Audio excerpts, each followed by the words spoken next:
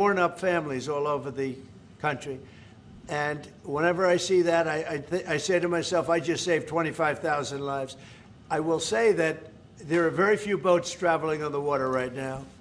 Actually, that includes fishing boats, that includes any other kind of boat. But there are very few boats traveling on the water. So now they'll come in by land to a lesser extent, and they will be hit on land also.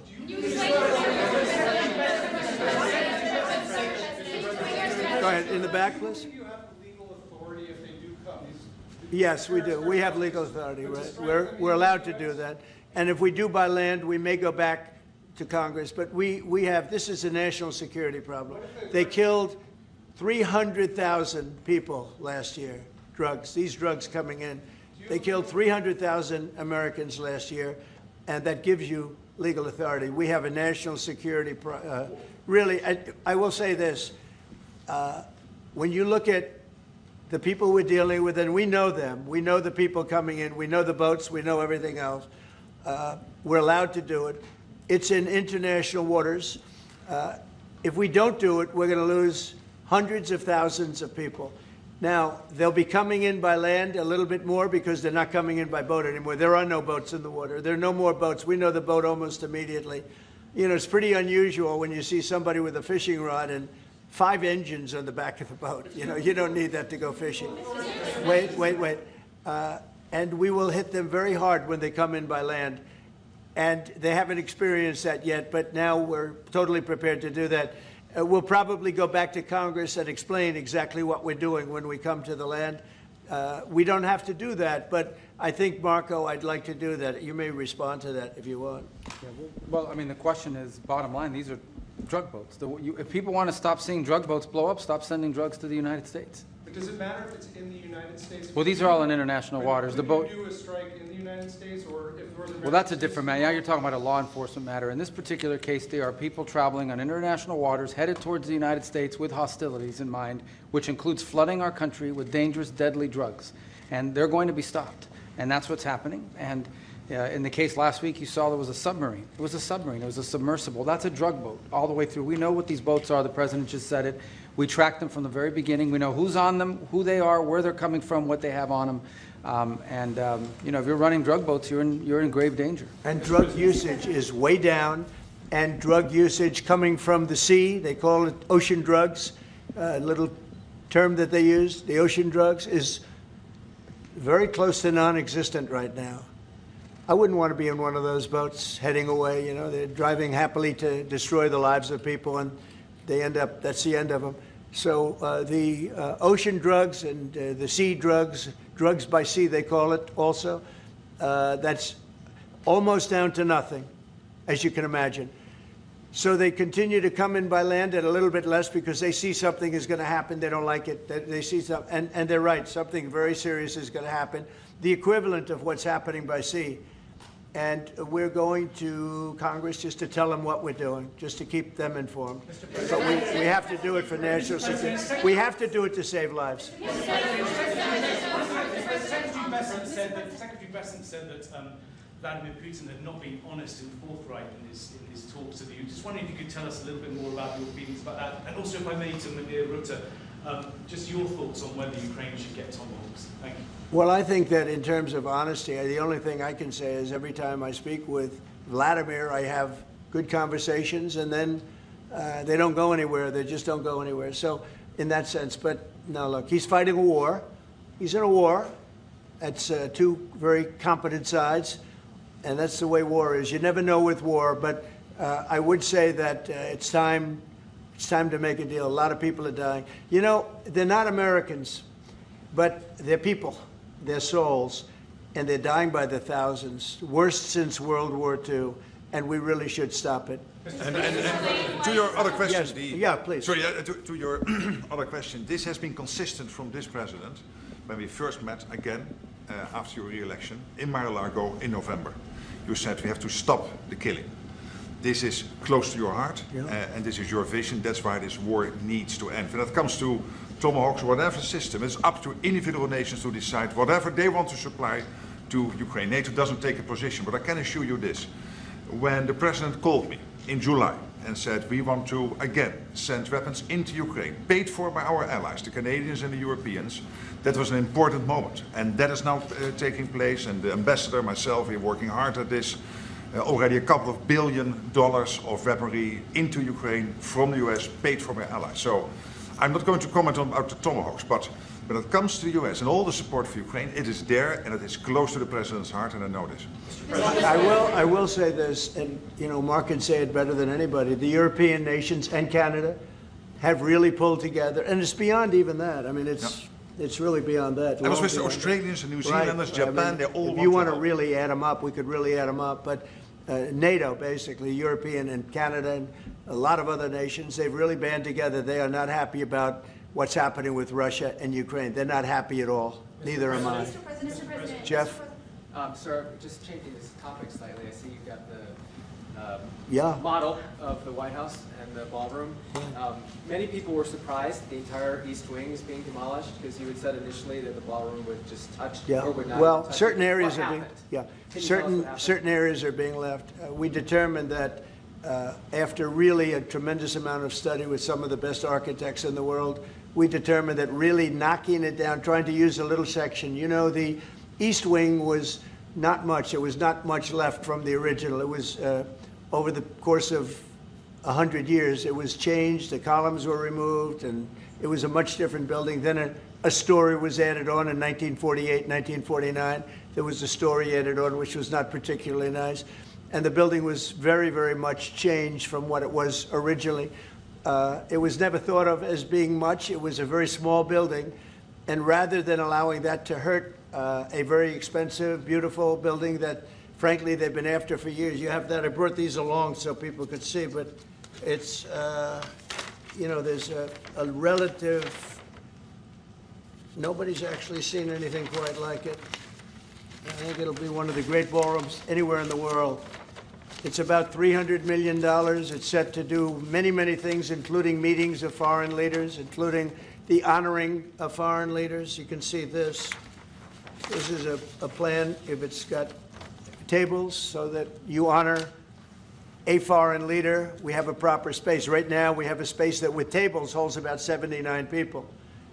And this is a proper kind of a thing. Now, what the White House was doing, as you know, is they were putting tents out on the lawn. This is an interior shot of the ballroom. I think there'll be nothing like it. And it's being paid for 100% by me and some friends of mine, donors to it. The government's paying absolutely nothing. We're also working with the military on it because they want to make sure everything's perfect. And the military is very much involved in this. They want to make sure everything is absolutely beautiful. You can see the kind of interiors that we're talking about. That's an interior of the ballroom. And it's the highest level. And you see it goes beautifully with the White House. I mean, the mix is beautiful. So over the years, many presidents have made changes. This obviously would be the biggest change, but this was something they've wanted for at least 150 years. Many of you have gone to the events where they had, as an example, President Xi, or they had, a leader of one of the countries, including the king and the queen from your favorite country. Absolutely. Frankly. But where they'd be honored, and they'd be in a tent out on the lawn, and it would rain, and it was a disaster. Brian's shaking his head. You know what I'm talking about. And so I thought I'd bring this out because this is going to be probably the finest ballroom ever built, and we're doing it no cost to the country. It's being the money's being put in by me and donors, very great patriots actually, and the spirit on the building of it is amazing. We are using little sections of footings and various other things, but that's sort of irrelevant. In order to do it properly, we had to take down the existing structure. The way it was shown, it looked like we were touching the White House. We don't touch the White House. That's a bridge, a glass bridge, going from the White House to the ballroom. Then you get into the lobby of the ballroom, and then you go into the magnificent, the main room. And it's something that has gotten incredible reviews. And just quickly following up on that, sir. I just want a quick follow-up on that question. Your response to people who say that you haven't been transparent enough about this. I haven't been transparent? That some of your Really? critics feel it should have gone for a I've review. shown this to everybody that would listen. Third-rate reporters didn't see it because they didn't look. You're a third-rate reporter, always have been. So third-rate reporters didn't look, but anybody that asked, these pictures have been in newspapers. They've been all over the place, and you know, we're very proud of it. It's gotten great reviews. It's gotten really great reviews. So I think we've been more transparent than anybody's ever been. Why do you believe, Mr. President, that the sanctions that you're announcing today will push Putin to the negotiating Well, I don't know that they table? will. I think that they'll certainly have an impact. They're massive sanctions. It's sanctions on oil. The two biggest oil companies, among the biggest in the world, but they're Russian. They do a lot of oil. And hopefully it'll push, hopefully he'll become reasonable, and hopefully Zelensky will be reasonable too. You know, it takes two to tango, as they say, and we're going to find out. They hate each other. These two people hate each other. You know that better than anybody, and it makes it more difficult than it should be. This should be easier to do, but the level of hatred between Zelensky and Putin is very substantial. But could I add one thing? Could I add one thing? Could I add one thing? What the president is doing today with these sanctions is putting more pressure, of course, on both parties, in this case on Russia. It's all about changing the calculus, making sure that Putin understands that the president's vision this weekend of having a ceasefire, stop where they are, as you literally said, that this has to be step one now. And for him to really accept that vision and to come to the table. And then you have to put pressure, and this is exactly what he did today. Along with Europe. I mean, Europe, look, they've actually become friends of mine. I think Yes. all of them. No. We have a very close relationship, and they want to see it end too. They really want to see it end. But I can say they're totally committed. If this went on for 10 more years, Europe is behind them. They just can't let that happen. You can't let what's been going on. Now, it should have never happened. It would have never happened if I were president. But it did happen. I inherited. This was Biden, a man who was, without question, you take a look at the new walkway, the presidential walk of fame, we call it. Biden is the worst president we've ever had, if he was even a president. The people that surrounded that desk made those decisions. But this should have never happened. It wouldn't have happened. But it did happen. I inherited it. We're going to get it ended, hopefully soon. Yes, please. You had a Truth Social post earlier this afternoon talking about a Wall Street Journal report as a fake story. Yeah, It fake. sort of Wall Street Journal is fake. So this- Less fake on financial than it is on gossip. Can you just confirm that my understanding of what's happening is accurate? As I understand it, that story framed it like we had just lifted the U.S. a restriction on intelligence. No, it said that I gave Ukraine permission to shoot missiles deep into Russia. I didn't do that. Second of all, they're not using our missiles. They're using, I think, European missiles or from someplace, but they're not using ours. And what they do, I don't control that. But I do control our missiles. They're not shooting our missiles in. It was a fake story. Wall Street Journal does a lot of fake stories. Thank you so much. The president of Colombia, in a recent interview, said that if you won't change, he thinks that people should get rid of you. We're talking about now Colombia, the country, not the university. Yes. Go ahead. He said what? He said that if you won't change, then perhaps you need to be gotten rid of. Do you view that as a threat? Well, he's a thug and bad guy. He's a guy that is making a lot of drugs. We've just, as of today, stopped all payments going to Colombia, the country Colombia. Also, the school Colombia. No, we settled. We made a settlement with him. But no, he's a thug, and he's a bad guy, and he's hurt his country very badly. They're doing very poorly, Colombia. They make cocaine. They have cocaine factories. They grow all sorts of crap that's drugs, bad drugs coming into the United States, goes generally through Mexico. And he better watch it or we'll take very serious action against him and his country. His country is, what he has led his country into is a death trap. Please. Has the Secretary General presented his Ukraine peace plan to you? Are you prepared to be chairman of the Board of Peace? Oh, there is no Secretary General peace plan. But I'm here for, I really want to correct it because I saw some of that in the media. Of course, many people are thinking how to bring this terrible war to an end and supporting the president in doing that. Why I'm here is to dialogue again with the president how I can be, how NATO, my colleagues and other colleagues in NATO can be of maximum support to get that done. But there is no peace plan on the table. If there is a peace plan, it is what the president said last Friday and Sunday, which is stop where you are. Stop the fighting. This is about NATO. We're a very proud member of NATO. We have a great relationship with the countries of NATO. I think made much better by our visit a few months ago when they agreed to 5% instead of 2% of GDP. That was a big concession. I think that was a concession that 2 years ago nobody would have said, even a year ago. Even 9 months ago, before you were elected. Yeah, they would have said that's not possible. And the difference is they're paying 5% as opposed to not paying 2%. A lot of them weren't paying, with the exception of Spain. I think you're going to have to talk to Spain because they're not. Spain is not a team player. So other than Spain, everybody's 100%. And you could solve the Spain problem very easily, I think, if you want. Brian, go ahead. Yeah, go ahead, and then we'll take Brian. Go ahead. The soybean farmers, are they going to be getting support from you soon? And yeah, well, they do. So what's happened, you could say with that, you could say with beef, with all of it. The beef, the ranchers, let's say, who have done a great job, have lost their shirts for many, many years. They've really been decimated. And I helped them a lot. I put tariffs on things coming in to the country, including beef. And that gave them a chance to finally have a decent industry. We are going to be talking to them. They're great people, but they've been hurt for 25, 30 years. They've been losing because other countries have taken advantage of them. And by putting tariffs on, they've been able to make a few dollars. They've been able to have an industry. But I also want to keep the beef prices low.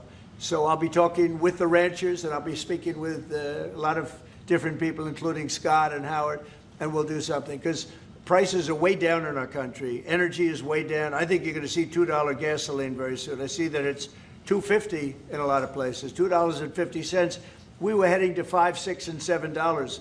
If Biden didn't go back to my policy toward the end, you would have seen, but he didn't go back to the full policy. And he missed the most important thing. So we were up to, we were way up. I think you're going to see $2 gasoline. We couldn't even break that number. That's a big difference. The only cost that's really up is beef. And the fake news only wants to talk about beef. And what I did is I made it possible for those people to survive. They're incredible people. But they were being decimated by other countries. And I didn't want that to happen. So prices are way down, groceries are down, everything's down, energy's way down, even interest rates with a bad chairman of the Fed. He's terrible, he's a fool, but even interest rates are down. So our country has never done better. We're going to take in, I think, $21 trillion this year. No country has ever taken in more than 3, and we're going to take in $21 trillion of investments because of the tariffs. If we didn't have tariffs, we would be a mess. We would be a national security problem, and we've done a job. So I'm very happy about that. We're going to do something very quickly and easily on beef to get it down. The ranchers understand that. They're so happy for what I've done. I saved them. I don't think you'd have any beef in this country if I didn't do that. So we're very proud of that. Yeah, Brian? Yes, sir. Yesterday in Los Angeles, immigration officials were attacked by some protesters in an attempt to arrest an illegal alien. Gavin Newsom, other Democrats have used very aggressive language in terms of how to address ICE agents out in the field. Is there any responsibility that we can place on Gavin Newsom and other elected officials for using such aggressive language? Well, Gavin has to be careful. Remember that when I first came in, they had a terrible riot in Los Angeles. They had the fires, which shouldn't have happened. They didn't have the water for the fires. They should have had the water coming in from the Pacific Northwest. They didn't have the waters. They didn't have water in the hydrants or the sprinklers. So they had the fires, and then they had the riot. And if we didn't go and take care of that riot, you would have lost Los Angeles. You would have canceled the Olympics, which is because of me in Los Angeles. And the police commissioner, the head of the police, said, if the president didn't come in, we would have lost Los Angeles. We did not have the capability of taking care of it. And he said it very strongly. And we did a great job. And within a week, it was all done. Within one day, it was done. But within a week, it was all done. And then they go back to their normal practice of weakness, of not taking care of criminals, meaning taking care of putting them in jails where they should be. Washington, D.C., and you all are the best people for that, because Washington, D.C. is now one of the safest cities. It was one of the most dangerous cities in the country. Now Washington, D.C., believe it or not, I'm embarrassed to say it in front of you, but Washington, D.C. went from one of the worst, most dangerous cities to, you can walk down the street, you can send your child to meet you at a location. Your child is going to be fine. We have a very, very safe city, one of the safest, and you know, very proud of that. Memphis, by the way, is coming along fantastically. We're in Memphis right now. We had the FBI in Chicago. We're doing things.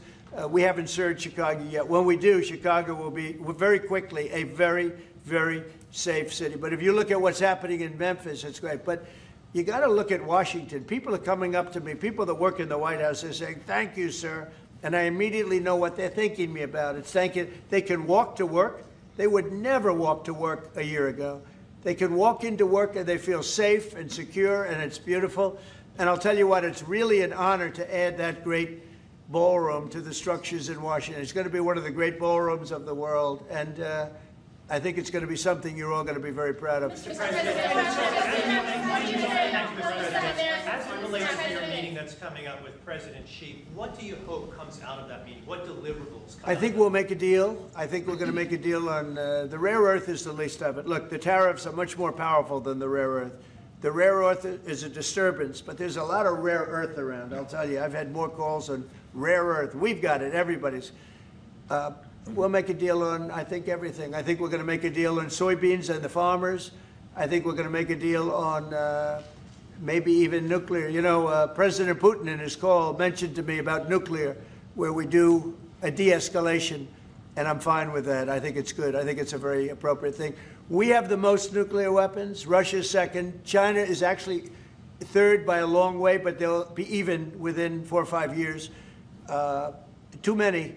And we are talking about de-escalation. That's already being talked about. Can you convince And I think we'll probably add China into the mix. Mr. President, can you convince President Xi to stop purchasing all of that Russian oil that's funding this war against Ukraine? Well, I think I'll be talking to him about it. I think it's a little bit of a different talk. India, as you know, has told me they are stop. You know, it's a process. You can't just stop it. But by the end of the year, they'll be down to almost nothing. That's a big thing. That was almost 40% of the oil. India, they've been great. Spoke to Prime Minister Modi yesterday. They've been absolutely great. China's a little bit different. You know, they're a little bit different relationship they have with Russia. It was never good, but because of Biden and Obama, they got forced together.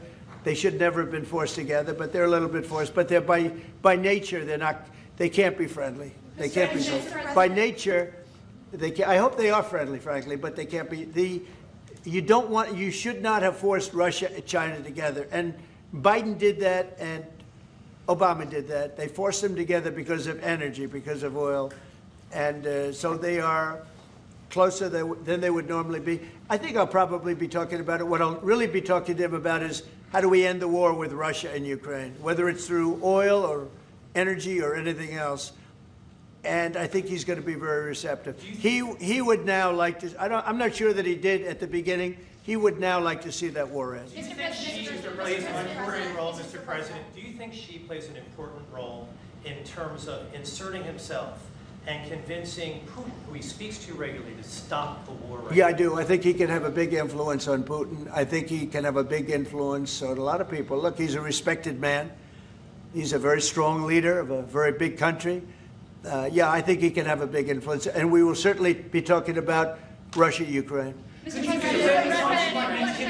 In the back. Thank you, Mr. President. Liam Cosgrove is here. My question is actually for the Secretary General. Yes. Mr. Secretary, I don't know if you've seen this, but polling out of Ukraine shows a massive collapse in Ukrainian support for the war. A Gallup poll had it just 23%. That's less than a quarter. Zelensky came out today praising President Trump's proposal for freezing the front lines of battle as part of a ceasefire. He said that's a good compromise. So people view your coming here as, you know, you're lobbying the U.S. government to continue its involvement in the war. You're obviously lobbying for more NATO weapons to be sent to Ukraine, but Ukrainians themselves don't want to fight the war. So how do you justify that morally? Well, I'm lobbying only for one thing, and that is to make sure that we end this war. And I don't have to lobby the president because we totally agree on this. And this is what he has been doing from day one. Everything he could do to break the deadlock with Putin, get a dialogue going, dialoguing also with Zelensky, and getting this war done. It's crucial. The fact that the US is now supplying weapons into Ukraine, paid for by allies, is extremely important. And that's now happening since 2-3 months. About 2 billion moving into Ukraine. The war hasn't wind down. Why do you think that'll wind it down now? What do you mean? You think more weapons will wind down the war? No, I mean, there's more to be done. So what you need, what the president said this weekend, stop where you are, so basically do a ceasefire and then have all your discussions about territory and whatever. But first stop the war. This is what you said on Friday and on Sunday. It's a war, I mean, your question's really a fair one. It's a war that should have never started. And you know how I feel about it. But it's a war that should have never started. And we're not selling any weapons to Ukraine. We're selling them to NATO. Yeah. Which is different from before. With Biden, he just gave $350 billion worth of weapons and cash right into Ukraine, and that was so foolish. But we sell them to NATO, and in theory, you can do what you want with them. It doesn't have to be Ukraine, but probably it is mostly. No, what nations are doing now is buying from this program and making sure that the supplies in Ukraine, so Europeans and Canadians. And for example, these are interceptors for the Patriot systems, crucial to protect the cities. Today, again, a Russian attack has killed children, at least seriously wounded children in a kindergarten in Ukraine. So we need to make sure that the air defense systems are in place, and we need the US systems to do that, and the Europeans are paying for that. And this is exactly the type of actions we needed, and the president is doing that, and trying everything to get this war to an end, starting with the ceasefire. Do you still believe that Putin wants to take all of Ukraine? I always felt that way. I always felt he wanted to. When I was in my first term, I was with, I was very close to him, relatively speaking. It was harder because of the Russia hoax. But I would talk to President Putin about Ukraine, and it was the apple of his eye. I'd say it was the apple of his eye. But it would have never happened.